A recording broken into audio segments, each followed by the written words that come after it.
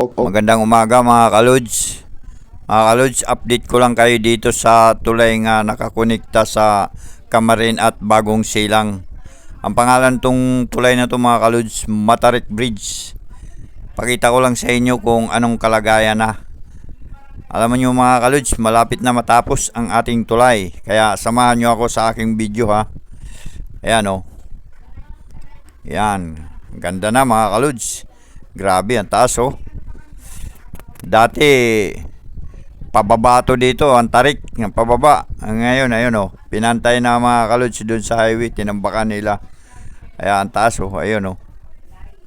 Kaya maginhawa na to sa atin mga kalods kapag oras ito'y natapos na. Ayan oh.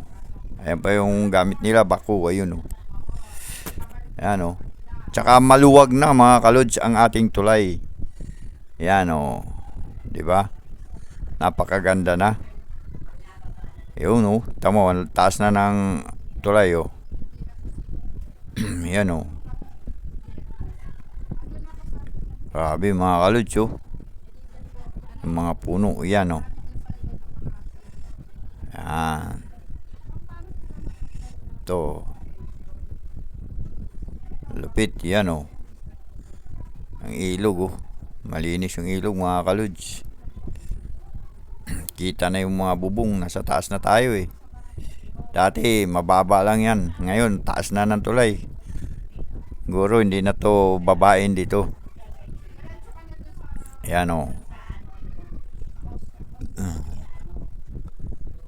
Yan.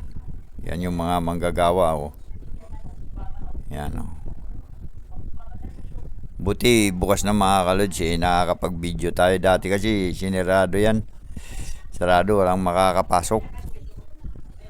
Yan. Ito na yung side sa Camarin mga kalods. Kanina doon sa bungad, yun yung sa Barangay 176. Ito dito naman sa Barangay 175 Camarin. Yan o. O paano, hanggang dito na lang ating video mga kalods. See you on next video. Okay, kung hindi ka pa nakasubscribe, please subscribe. Okay, bye-bye.